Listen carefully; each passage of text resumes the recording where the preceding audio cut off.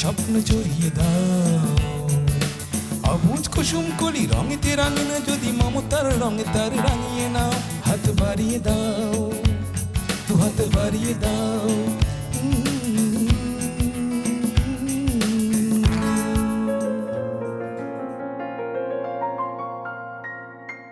সুপ্রিয় দর্শক, আমন্ত্রণ জানাচ্ছি অটিজম এবং অন্যান্য স্নায়বিক প্রতিবন্ধিতা নিয়ে RTVর নিয়মিত আয়োজন বার্জার পেন্টস হাত বাড়িয়ে দিলাম অনুষ্ঠানে।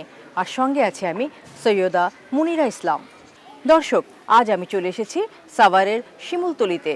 দর্শক, আজ আপনাদের সাথে এমন কিছু বিশেষ চাহিদা সম্পন্ন শিশু এবং তাদের মায়েদের পরিচয় করিয়ে দিব, যে মায়েরা তাদের এই বিশেষ সন্তানটিকে নিয়ে একা একা পথ চলছে। কিন্তু কেন? এই কেনর উত্তর খুঁজবো তাদের কাছেই। দর্শক, চলে যাচ্ছে অনুষ্ঠানে। প্রথমেই আপনাদের সাথে পরিচয় করিয়ে দিব আমাদের আজকে এখানে উপস্থিত বিশেষ সাহায্য সম্পন্ন শিশুরা এবং তাদের মায়েদের সাথে। আপনারা কেমন আছেন? ভালো আছি। আপনারা কেমন আছেন ছোট্ট বন্ধুরা? ভালো আছি। ভালো। প্রথমে আপনি, আপনার নাম কি? কোহিনুর। এখানে থাকেন, সাভারেই থাকেন? সাভার টাঙ্গাইল থেকে আসছি ছেলেকে নিয়ে। ওর নাম কি? বয়স কত? ওর নাম কবির, 8 বছর বয়স পড়ছে। ওর সমস্যা কি?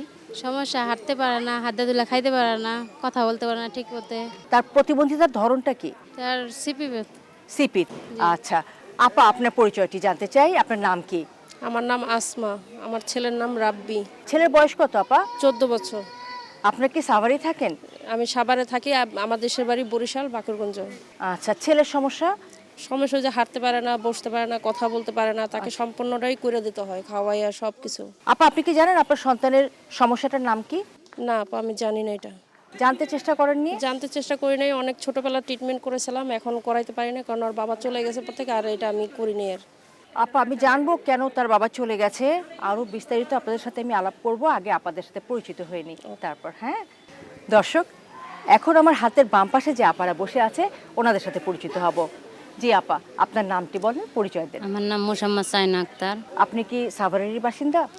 জি না, আমাদের বাড়ি ফরিদপুর। আপনার ছেলে? জি আমার ওর ছেলে। নাম কি? বয়স কত? ওর নাম আলজুবাইয়ের, বয়স 7 বছর। কথা বলতে পারে? কিছু কথা আইছে, কিছু কথা আসে না। কি ধরনের সমস্যা আপনার ছেলে? ছিপি বলে। আচ্ছা, সেরেব্রাল পলসি বলে, তাই না? হ্যাঁ। আপা, আপনার পরিচয়টি দেন। আমি মনোয়ারা বেগম। আচ্ছা আমার ছেলের নাম সাব্বির হোসেন। আচ্ছা। আমার দেশের বাড়ি সাভারে। ও, আপনি গ্রামের নাম এখানকার স্থানীয়? চাপাইন। সাভারের, গ্রামের তাই নাম তো? চাপাইন। সাব্বিরের কি সমস্যা? সাব্বির বহুমাত্রিক, মানে ওর মধ্যে সব কিছুই আছে। কি নাম তোমার? হ্যাপি। সাব্বির, তুমি কেমন আছো? ভালো। সাব্বিরের বন্ধু নাই? না। কোহিনুর, সন্তানের সমস্যাটা কত বছর বয়সে বুঝতে পারলেন? আমি দেশের থেকে টাঙ্গাইলে অনেক চিকিৎসা করছি, তো ওখানে কোনো কাজ হয় নাই। তো এখানে জানার পরে আসছি। কি জানছো এখানে? এখানে বাচ্চাদেরকে অনেক ট্রিটমেন্ট করে, থেরাপি দেয়, আচ্ছা, অনেক আচ্ছা। বাচ্চারা সুস্থ হয়ে যায়। এটা শুনেছিলাম। এটা শুনেছি যে এটা শুনে তারপর তুমি এখানে আসছি। সাভারে আসার পর জানছো তোমার ছেলের সমস্যা কি? জি, তুমি যে সিআরপিতে নিয়ে গেলে, কি বললো তারা? তারা বললো এটা সেরিব্রাল পালস বলে। তো এই রোগের শুধু থেরাপি, চিকিৎসা, কোনো ওষুধপাতি কিছু না। থেরাপি দিলে আল্লাহর রহমতে ভালো হবে। যখন তুমি কবিরকে এখানে নিয়ে এসেছিলে তখন কবিরের কি অবস্থা ছিল? তখন ঠিকমতো কথা বলতে পারতো না, এখন আল্লাহ দিলে একটু দুই একটা শব্দ বলতে পারতাছে। হাঁটতে পারতো না, এখন একটু আল্লাহর রহমতে সাপোর্ট দিলে হাঁটতে পারতাছে। কি সাপোর্ট দিচ্ছ তাকে? পায়ে ডিভাইস জুতায় পরে দিলে ওটা পারলে অনেকটা। এটা ওখান থেকে দিয়েছে? হ্যাঁ, ওখান থেকে সিআরপি নিয়েছি, থেকে দিয়েছে? CRP থেকে নিয়েছি। আচ্ছা, কবিরের বাবা এসেছিল? হ্যাঁ, কবিরের বাবার সাথে এখানে দিয়ে এসে গেছে বাসায়। ছেলের আমাকে নিয়ে থাকি, কিন্তু ও আসে না, ও মাঝে মাঝে আসে। ওর চিকিৎসা খরচ কে চালায়? আর বাবা দেয় কিছু, আর আমি মাসের বাসায় কাজ করি, এগুলো করে ওর বাবা যা চলে। দেয় তা দিয়ে চলে? চলে না কোনো রকম, এখন টাইনা টাইনা চলাইতেছে। তুমি তো এখানে বাসা ভাড়া করে থাকো, যে বাসায় থাকো সে বাসার ভাড়া কত দিতে হয়? 2000 টাকা। 2000 টাকা দিতে হয়, আর তুমি কাজ করো? হ্যাঁ, ও তো নিয়মিত পাঠায় না দেখে এই জন্য আমাকে করতে হইতেছে। আর ও কাজ তো করতে হচ্ছে? হ্যাঁ, ওর ছেলে চিকিৎসা করতে চায় না, এখন বলতেছে 1 বছর দেখছে, তো এখন বলতেছে কোনো পরিবর্তন হয় না, তার জন্য আর করতে চায় না। বলতেছে আর করার দরকার নাই, আমরা গরিব মানুষ, আর করতে পারবো না, ছেলের চিকিৎসা বাদ দিয়ে বাড়িতে চলে যেতে বলে। তো আমি বাড়িতে যাই নাই, এখন খরচাপাতি খুব কম দেয়, যখন মন চায় তখন দেয়, যখন মন চায় না দেয় না। তুমি তো কাজ করছো বলছো, কোথায় কাজ করছো? আমি 3টা বাসায় কাজ করি। তখন কবির কোথায় থাকে? আমার কাছে থাকে। তো তুমি যে নিয়মিত কাজ করছো 3টা বাসায়, কবিরের থেরাপি কখন দাও? থেরাপি দিই, থেরাপি দিয়ে এসে করি। আচ্ছা, সকালে 10টার দিক দিয়ে থেরাপি দিয়ে এসে আবার কাজকাম করে আবার বিকালে একটু 5টার দিক দিয়ে যাই। তো এই আয় উপার্জনে মা ছেলে চলে যাচ্ছে। চলতেছে, খুব কষ্ট করে চলে। তোমার সন্তানকে তোমার ভবিষ্যৎ পরিকল্পনা কি সে বিষয়টা জানবো, তবে তার আগে চলে যাচ্ছি আরেকজন আপার কাছে। আপা, আপনার ছেলের বাবা কোথায়? আর বাবা ফালাই হয়ে গেছে এরকম অসুস্থ দেখে। ওর বয়স তখন কত? 8 মাস তখন। তখনই বুঝতে পেরেছিলেন যে ছেলের এই অবস্থা? এর অনেক কবিরাজ দেখাইছি কিন্তু দেখানোর পরে কোনোটাই ভালো বুঝি নাই। এটা কোথায় দেখিয়েছেন? আমাদের গ্রামের বাড়িতে বরিশালে। পরে এদিকে শুনছি যে এখানে সিআরবি আছে, হ্যাঁ। তখন মানে এখানে আসা। তোর বাবা যে চলে গেল, কোনো যোগাযোগ নাই এখন? না, এখন কোনো বর্তমানে কোনো যোগাযোগ নেই। যাওয়ার আগে আপনার সাথে কোনো কথা হয়নি? না, সে কি পালিয়ে চলে গিয়েছিল? না বললে যাওয়াই তো পালাইয়া যাওয়া। কিভাবে চালাচ্ছেন ছেলে চিকিৎসা, নিজের এখন জীবন? তো হিসাবে অনেক কষ্ট করে চলছি ম্যাডাম, অনেক কষ্ট করছি, অনেকেই করছি। মানুষের বাসে কাজ করছি নিয়ে নিয়ে অনেক কষ্ট করছি।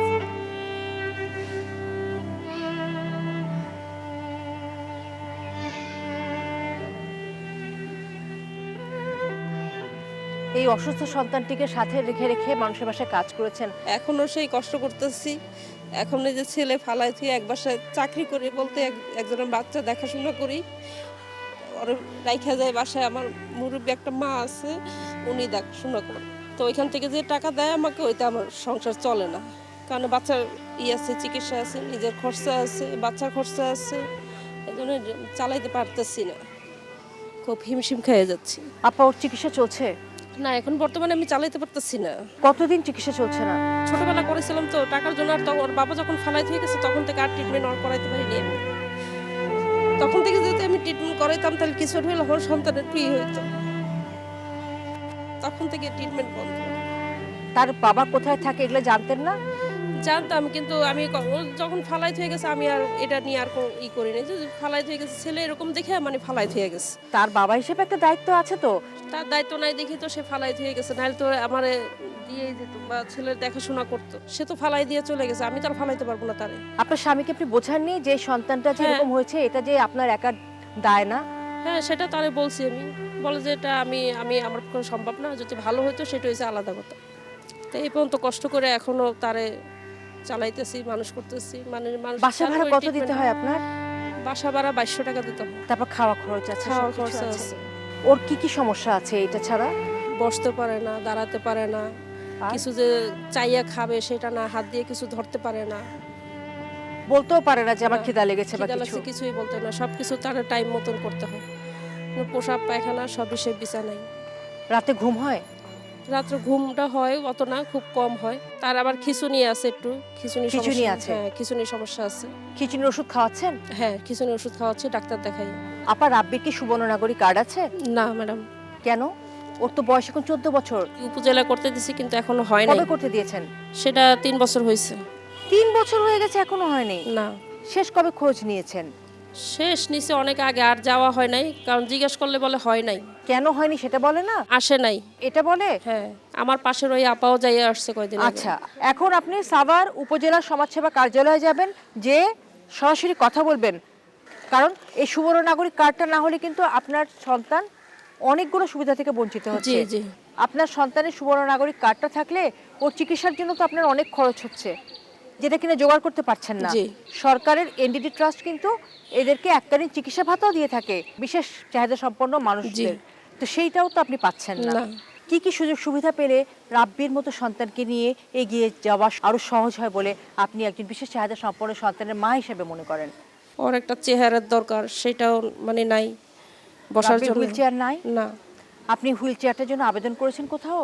না। আপনি কি জানেন সরকার যে এরকম বিশেষ চাহিদা সম্পন্ন অসচ্ছল প্রতিবন্ধী ব্যক্তিদের জন্য বিনামূল্যে হুইল চেয়ার প্রদান করেন? না।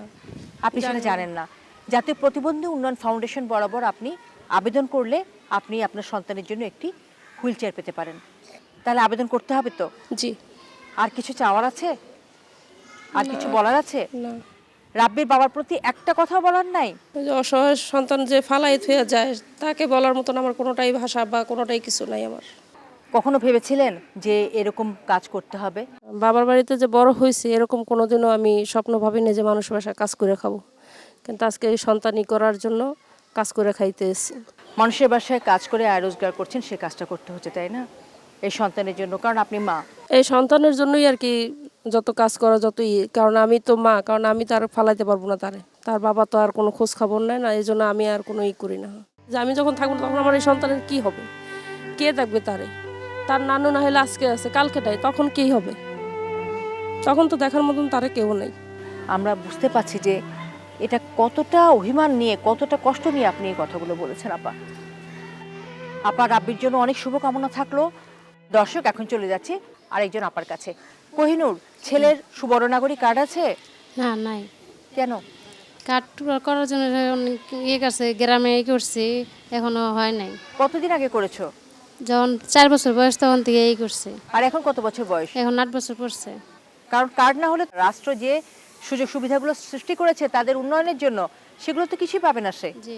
রাষ্ট্র এত এত সুযোগ সুবিধা তৈরি করেছে আমাদের বিশেষ চাহিদা সম্পন্ন বাচ্চাদের জন্য।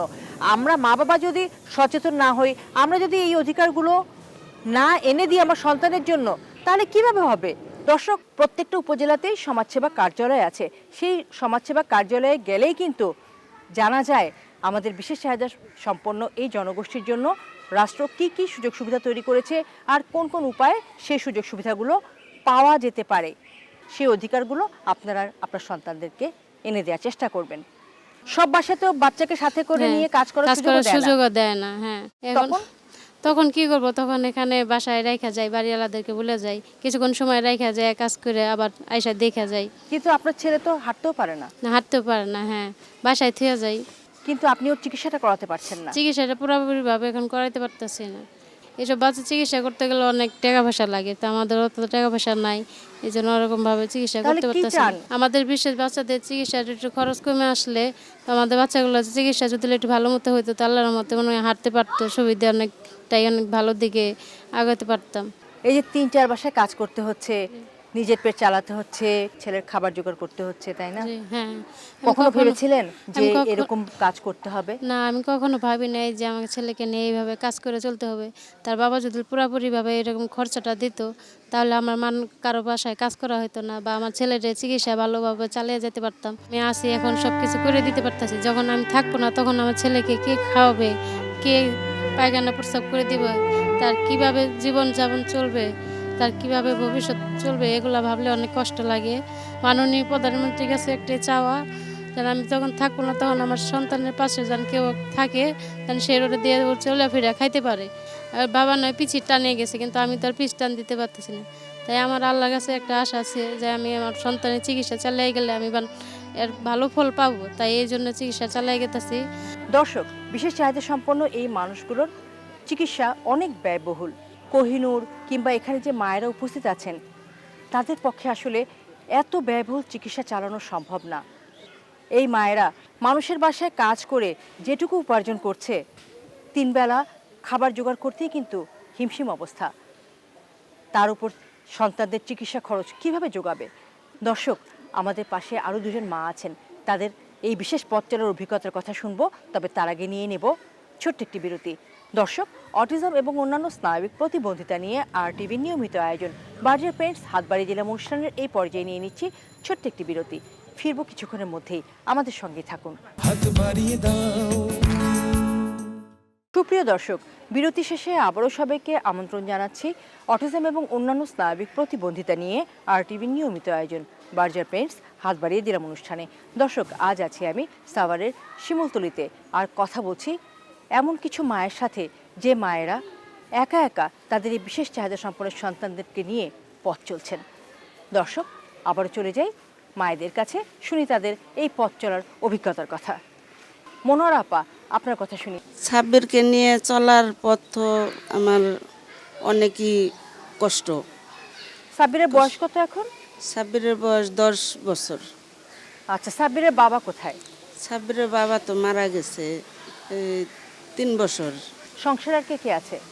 সংসারে সাব্বির আছে, আর সাব্বিরের বোন আছে। আচ্ছা, গার্মেন্টসে চাকরি করে বিয়ে দিছি, জামাইও আছে, আর একটা ছেলে একটা মেয়ে আছে।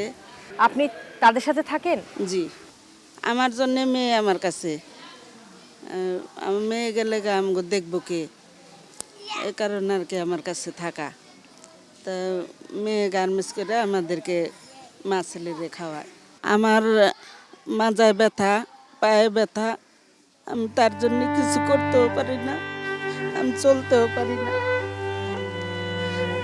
আমার জীবনে অনেক ঝড় তুফানের কাহিনী। আমার বড় বড় দুইটা ছেলে ছিল, একটা ছেলে মাথায় সমস্যা ছিল, ওটা এই যে নিউ মার্কেটের 4 তলা থেকে পড়ে মারা গেছে। আরেকটা ছেলে বন্ধুরা নিয়ে মেরে ফেলাইছে। তারপর আমার এই ছেলে হয়েছে। ছেলে হওয়ার পরে এই ছেলের বাবা মারা গেছে 3 বছর আগে। তা আমার ছেলে প্রথমে আমি বুঝতে পারি নাই যে সমস্যা।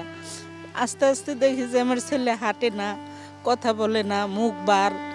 তখন লোকে বললো যে ওর তো কোনো সমস্যা নাই, যে ওরা সিআরপি নিয়ে দেখো যে ওর কোনো সমস্যা আছে কিনা। তখন আমি নিয়ে গেলাম সিআরপিতে, নিলাম পরে ডাক্তারে বললো যে হ্যাঁ ওর সমস্যা আছে, ওর জিহ্বা বার, ওর কথা বলা দেরি হইব কিন্তু চিকিৎসা করলে কথা বলবে। তখন দেখি ওর হাতে পায়ে একটু সমস্যা, তখন থেরাপি দিতে বললো। তোর আব্বা থাকতে ওর আব্বার আবার হার্টের সমস্যা ছিল, হার্টের জন্য কাজ কাম বেশি করতে পারে নাই। যাই কিছু কামাই করতে পারতো তা দিয়া সংসারেও চলতো, আবার ছেলের থেরাপিও চালাইতাম। তখন ছেলের বাবা মারা গেল, মারা যাওয়ার পরে আর ছেলের থেরাপি আমি দিতে পারলাম না, কিন্তু দিতে পারলে আমার ছেলের উন্নত হইতো, কিন্তু আমি পারি নাই। এখন কিভাবে সংসার চলে আপা? আমার মেয়ের উপরেই মা ছেলে দুইজনই। ছেলে সুবর্ণ নাগরিক কার্ড আছে? সুবর্ণ কাট করছি, আর এই ভাতার কার্ডটা করেছেন? 2 বছর যাবত ভাতার কাট হয়েছে, সরকারি ভাতার। আচ্ছা, ওটা সে হ্যাঁ। নিয়মিত পাচ্ছে ভাতাটা? হ্যাঁ, 2 বছর ধরে নিয়মিত আর কি ভাতাটা পাইতেছি। আপনি কি বিধবা ভাতা পান আপা? হ্যাঁ, আপা সাব্বিরকে নিয়ে কি ভাবছেন আপনি? আমি তো সামনে দেখি আমার সব অন্ধকার, আমি তো বাবার কোনো কিছু আমি দেখতেছি না। এ ছেলে, আমি তো আশা করি অনেক কিছু, যে ছেলে বড় হইব, বুঝবো, নিজের চলা নিজে চলতে পারবো, কিন্তু আল্লাহ পাক জানে ও পারবো কি না। ওর তো চিকিৎসাটা আপনি চালাতে পারছেন না। না, চিকিৎসার মধ্যে চিকিৎসায় ওষুধও রেগুলার খাওয়াইতে হয়। মানে ওর যে একটা উত্তেজিত ছিল, ও মানুষের মারধর করতো, ও যে কোনো কিছু ছুঁড়া মারতো, এই চুল টানতো, কামড় দিত, করতো, মানে অনেক ধরনের ছিল। আমি ডাক্তার দেখাইছি, ওই ডাক্তার দেখানোর পরে ওষুধ খাওয়ানোর পরে ওই উত্তেজিতটা থামছে। কি হলে ওদের ভবিষ্যৎটা নিশ্চিত হয়, সুন্দর হয়? এই যে আমি টাকার জন্য আমি আমার পায়ের হাড় ক্ষয়েছে, মাজার হাড় ক্ষয়েছে, আমি টাকার জন্য চিকিৎসা করতে পারতাছি না। তা আমি যদি কিছু সাহায্য পাই তাহলে আমার উপকার না? এককালীন চিকিৎসা ভাতা পাওয়ার জন্য আপনাকে সমাজ কল্যাণ মন্ত্রণালয়ের এনডিটি ট্রাস্টে আবেদন করতে হবে। এই আবেদনের পরিপ্রেক্ষিতে আপনি এককালীন কিছু চিকিৎসা ভাতা পেতে পারেন সেখান থেকে, ঠিক আছে? ছেলের জন্য। অনেক ভালো থাকবেন আপা। দর্শক, এখন চলে যাচ্ছি চায়না আপার কাছে। চায়না আপা, আপনি তো ফরিদপুর থেকে এসেছেন বললেন, জি, তো যে ফরিদপুর থেকে যখন আসলেন তখন ছেলের বয়স কত? 1 বছর ছিল। কখন বুঝতে পারলেন যে আপনার সন্তানটি 8-10টা সাধারণ শিশুর মতো না? 6 মাসে বাচ্চারা বসে হামাগুড়ি দেয়, ওইগুলা হ্যাঁ। দেয় নাই। পরে আমরা ফরিদপুর শিশুতে দেখানোর পর আমাদের ফরিদপুর শিশু হাসপাতাল থেকে ঢাকা শিশু হাসপাতালে পাঠাইছে, ঢাকা শিশু হাসপাতাল থেকে আবার সিআরপিতে পাঠাইছে। তা সিআরপিতে আসার পরে কি হলো? সিআরপিতে আসার পর ওই তো শোয়ার থেকে উঠতো না, বসতো না, হামাগুড়ি দিত না, সবগুলাই এই যে থেরাপি দিতে দিতে পরে আস্তে আস্তে দাফে দাফে এই যে এখন হাঁটার ইডা আছে। সিআরপি কি বলেছিল যখন আপনার শিশুকে পরীক্ষা করলো, করে কি বললো? এখন বলছে সেরিব্রাল পালসি বাচ্চা, ওই সেরেব্রাল পলসি বাচ্চা। আর সিপি, এই কথা দুনোর কথা। ছেলের বাবা কোথায়? বাবা নাই, ডিভোর্স দিছে 16 সালে। কেন ডিভোর্স দিল? ডিভোর্স অসুস্থ হয়েছে এই জন্য। সন্তান অসুস্থ, সেই দোষটা বা দায়টা আপনার উপর দিয়ে সে আপনাকে আর আপনার ছেলেকে রেখে চলে গেছে। জি। কোনো খোঁজ খবর রাখে না? না, এখন ডিভোর্স হয়েছে 16 সালে, কোনো খোঁজ খবর নাই। এ অনেক মারধর করছে, ছোটবেলা ওরে আচার দিয়ে ফালাই দিয়েছে, আমার অনেক মারছে, অনেক মারধর দিয়েছে। পরে আমার বাবাই যায়, পরে নিয়ে এসে পরে আমাদের এলাকার চেয়ারম্যান মেম্বার নিয়ে পরে সে বিচারে বসে পরে সে ডিভোর্স হয়েছে। বাচ্চা প্রতিবন্ধী হয়েছে এই কারণে? বাচ্চা সন্তানকে হাঁটা পারে মেরেছে। না, খেয়ে বসা পারে না, খেয়ে এরকম অনেক অত্যাচার করতো।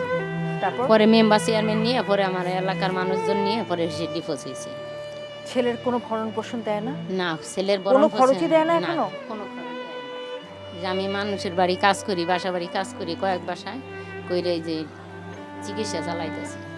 কয় বাসায় কাজ করেন? আমি 4 বাসায় করি। 4 বাসায় কাজ করেন, তখন ছেলে কোথায় থাকে? এই বাসায় রাখি মানুষের কাছে, আবার যাদের বাসায় কাজ করি এদের ওই যে চেয়ারে বসাই দিই, রুমের ভিতরে বসাই দিয়ে পরে কাজ করি, আবার স্কুলে রাখে কাজ করি। এখন আবার সিআরপি স্কুলে দিছি, ওখানে 12টায় ছুটি হয়, সকাল 8টায় দিই। তার বাবা যদি তার চিকিৎসা খরচ কিংবা তার পড়াশোনার খরচ বা অন্যান্য খরচগুলো বহন করে, আপনার জন্য একটু সুবিধা হয় না? সন্তানের দায়িত্ব বাবা তো এড়াতে পারেন না, কিন্তু আপনি তো মা, আমি তো ফালাই দিতে পারি না। আপনি আমি তো 10 ফালাই মাস দিতে 10 পারেন দিন পেটে রাখছি, আমি তো ফালাই দিতে পারি না। দর্শক, সেই তো মা কি ফেলতে পারে? চায়না যেরকম বললেন 10 মাস 10 দিন পেটে রেখেছেন এই সন্তানকে, তিনি কিভাবে ফেলে দিবেন? বাবাদের দায়িত্ব কিন্তু সন্তানের দেখাশোনা, সন্তান লালন পালন, সন্তানের সকল ধরনের খরচ এগুলো বহন করা। কিন্তু আমরা আজকে যে দুজন বাবার কথা জানলাম এখানে, যারা কিনা সন্তান প্রতিবন্ধী হওয়ার কারণে স্ত্রীকে ছেড়ে পালিয়ে গেছেন কিংবা ডিভোর্স দিয়ে দিয়েছে, এটা কেমন মন মানসিকতা? একজন বাবা কিভাবে এত কঠিন হতে পারে? নিজের সন্তানকে অস্বীকার করতে পারে, নিজের সন্তানের এই চাহিদাগুলো সব কিছু তার মায়ের দায়িত্বে দিয়ে নিশ্চিন্তে সুন্দর জীবন যাপন করতে পারে? এটা কি সম্ভব কোনো বাবার পক্ষে? শুধু আসমা আপা আর চায়না আপা তারাই কিন্তু এই ধরনের সমস্যায় ভুগছেন না, এরকম আরও অনেক আসমা আপা, চায়না আপা সারা বাংলাদেশে ছড়িয়ে আছে, যাদের স্বামীরা সন্তান প্রতিবন্ধী হওয়ার কারণে পুরো দোষটা স্ত্রীদের ঘাড়ে চাপিয়ে দিয়ে সেখান থেকে চলে গেছেন। আমরা ধিক্কার জানাই এই ধরনের মন মানসিকতাকে, এই ধরনের বাবাদেরকে। আপা, ওর কি সুবর্ণ নাগরিক কার্ড আছে? জি না, হয় নাই। কেন?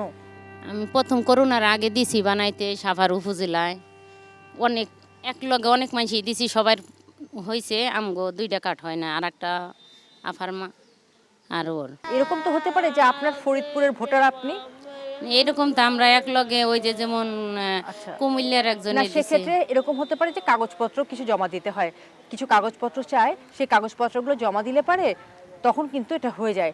আপনি হয়তো সেটা জানেন না, আপনি সমাজসেবা অফিসে যাবেন। না, আমি গেছি কয়েকদিন, পরে বলে প্রিন্টের সমস্যা হয়েছে একটু, আচ্ছা আচ্ছা অপেক্ষা করেন, পাইয়ে যাবেন, আমি ফোন দিম, এই কথা বলছি। আচ্ছা, ওই কার্ডটা পাওয়া খুব জরুরি। ওই কার্ডটা পেলে আপনার সন্তান প্রতিবন্ধী ভাতাটা পাবে। প্রতিবন্ধী ভাতাটা পেলে কিন্তু আপনার জন্য একটু সহজ হবে, তাই না? জি। রাষ্ট্র তো ব্যবস্থা করেছে তাদের জন্য, প্রতিবন্ধী ভাতা দিচ্ছে, তাহলে আপনি এটা কেন নেবেন না? পাশাপাশি তার চিকিৎসা ভাতাও আপনি পেতে পারেন এনডিডি ট্রাস্টে, যদি আবেদন করেন তার চিকিৎসা ভাতার জন্য সেটাও পেতে পারেন। আপনার সন্তানের ভবিষ্যৎ নিয়ে কি ভাবছেন আপা? আমার সন্তানটা নিয়ে ভবিষ্যতে ভাবছি যেন আস্তে আস্তে ওই লেখাপড়া করে উন্নতি করতে পারি, হইতে পারে বড় হয়ে কোনো চাকরি বাকরি করতে পারে। আমি এই যে অসুস্থ হয়ে পড়ি, এই যে হার্টের সমস্যা, হাইফিস, ডায়াবেটিস, এই বিভিন্ন পদের রোগ, ওই যে ওর সাথে কথা কইতে কইতে আমার ব্রেনটা এরকম, আগে যেমন বুদ্ধি একটা কাজ করছি, এখন পারি না। নিজের চিকিৎসাটাও করা যাচ্ছে না। কখনো কি ভেবেছিলেন যে মানুষের বাসায় কাজ করে খেতে হবে? না, কখনো ভাবি নাই। ধরেন বাপের ঘরে কষ্ট অত করি নাই, বাপে কাজ কাম করছে, সংসার চালাইছে, আমার ডিভোর্স দিবে, আর কখনো ভাবি নাই যে মানুষের বাড়ি কাজ করবো, কাজ করে খাওয়া, বাচ্চা চিকিৎসা করা লাগবে কাজ করে। একদিন কাজ না করলে তো ভাত পাই না, যেমন না খাইয়ে থাকতে হয় বাচ্চা নিয়ে। আমার একার না সন্তান, যেমন ওর বাবারও আমারও, যেমন এনে ওর তো খরচপাতি কিছুই দেয় না, যে এদের যদি কোনো শাস্তি হইতো, যেমন এই যে সন্তান হাজার হাজার মা এরকম কষ্ট করতেছে এই যে বাচ্চা নিয়ে, যেমন আমার যেমন এরকম হাজার হাজার মাই কষ্ট করতেছে, অনেক বাচ্চাই ফালাই দিয়ে বাবা চলে গেছে, বিয়ের সাথে করে সংসার করতেছে, যেমন আমি আমার বাচ্চা নিয়ে ভুগতেছি, অনেক কষ্ট করতেছি। যে এদের যদি সরকারের শাস্তি দিত, ওদেরকে শাস্তি দিলে তাহলে মারা একটু পাইতো, যে নারীরা শান্তি পাইতো, যে মানে এরকম কইরা কইরা যায় জায়গায় জায়গায় যায় বিয়ে করে, বাচ্চাকে ফালাইয়া অসুস্থ প্রতিবন্ধী হইলে ফালাই থিয়ে যায়। আসলে তারা শাস্তিযোগ্য অপরাধ করে এবং তাদের শাস্তি পাও না। আরও অনেক পথ পাড়ি দিতে হবে, ছেলেটার উন্নতি হচ্ছে, লেগে থাকতে হবে, তাই না? এখন যদি একটু সাহায্য সবাই যদি সহযোগিতা করতো, তাহলে ধরেন বাচ্চারা একটু। রাষ্ট্র তো সহযোগিতা করছে, কিন্তু আরও সহযোগিতা দরকার। দর্শক, আপনারা নিশ্চয়ই বুঝতে পাচ্ছেন এই মায়েরা কি কঠিন পথ পাড়ি দিচ্ছে। প্রতি মুহূর্তে সংগ্রাম করে করে এগিয়ে যেতে হচ্ছে তাদেরকে। জীবিকা অর্জন, পাশাপাশি সন্তানের চিকিৎসা, নিজেদের শরীরের অবস্থাও ভালো না, খুব স্বাভাবিক না? একটা মানুষকে যখন এতগুলো দায়িত্ব একা একা পালন করতে হয় তখন তার পক্ষে কতটা সুস্থ থাকা সম্ভব? আমরা তো কেবল শারীরিক সুস্থতার কথাটাই ভাবি, মনটাও কিন্তু একটা বড় বিষয়। এই মায়েরা বোধহয় মনের কথা ভাবেনি না। মনেরও চিকিৎসা দরকার, শরীরেরও চিকিৎসা দরকার এই ধরনের মায়েদের, যারা কিনা একা একা তাদের এই বিশেষ চাহিদা সম্পন্ন সন্তানদেরকে নিয়ে পথ চলছে। আয় রোজগারের যে অবস্থা তাদের, নিজেদের সন্তানদেরকে তো সঠিকভাবে চিকিৎসা দিতে পারছে না। নিজের চিকিৎসা কিভাবে করবেন? এক্ষেত্রে সমাজের বিত্তবান যে মানুষরা আছেন, এই মানুষগুলোর আশেপাশে আপনারা যদি একটুখানি সহমর্মিতা নিয়ে এগিয়ে আসেন, সহযোগিতা করেন তাদেরকে, তাহলে হয়তো তাদের পথ চলাটা একটুখানি সহজ হয়, তারা তাদের সন্তানকে নিয়ে একটুখানি এগিয়ে যায়। কত অভিমান ভরে মায়েরা বলেছেন যে বাবারা এই সন্তানদের ছেড়ে যেতে পারে, এত অসহায় অবস্থায় একজন স্ত্রীকে ফেলে রেখে যেতে পারে, এরকম অসহায় সন্তান সহ আমার কাছে কোনো ভাষা নেই তাদেরকে কিছু বলার মতো। এরকম ফেরেশতার মতো শিশুদেরকে কিভাবে ছেড়ে চলে যায় বাবারা। দর্শক, আপনারা আজকে যারা এই অনুষ্ঠানটি দেখলেন তারা নিশ্চয়ই বুঝতে পেরেছেন বিশেষ চাহিদা সম্পন্ন সন্তানদেরকে নিয়ে জীবন যাপন করাটা কতটা কঠিন। আপনাদের কাছে বিশেষ একটি অনুরোধ রাখবো, এই বিশেষ চাহিদা সম্পন্ন সন্তানদেরকে নিয়ে এত কঠিন জীবনযাপন করছে, এতটা পথ পাড়ি দিয়ে এগিয়ে যাওয়ার চেষ্টা করছে, সন্তানের ভালোর জন্য এত এত ত্যাগ স্বীকার করছে। মায়েরা অসুস্থ হয়ে যাচ্ছে, তারপরও আশা ছাড়ছে না, তারপরও এগিয়ে যাচ্ছে। আপনারা তাদের পাশে এসে দাঁড়াবেন সহমর্মিতা নিয়ে, ভালোবাসা নিয়ে। এই প্রত্যাশা রেখে আজকের মতো এখানেই শেষ করছি। অটিজম এবং অন্যান্য স্নায়বিক প্রতিবন্ধিতা নিয়ে RTVর নিয়মিত আয়োজন বার্জার পেইন্টস হাত বাড়িয়ে দিলাম অনুষ্ঠান। দেখা হবে আগামী পর্বে। সেই পর্যন্ত সবাই ভালো থাকুন, সুস্থ থাকুন, RTVর সঙ্গেই থাকুন। দু হাত বাড়িয়ে দাও, স্বপ্ন জড়িয়ে দাও, অবুঝ কুসুম কলি রঙেতে রাঙিয়ে যদি মমতার রঙে তার রাঙিয়ে নাও। হাত বাড়িয়ে দাও, দু হাত বাড়িয়ে দাও।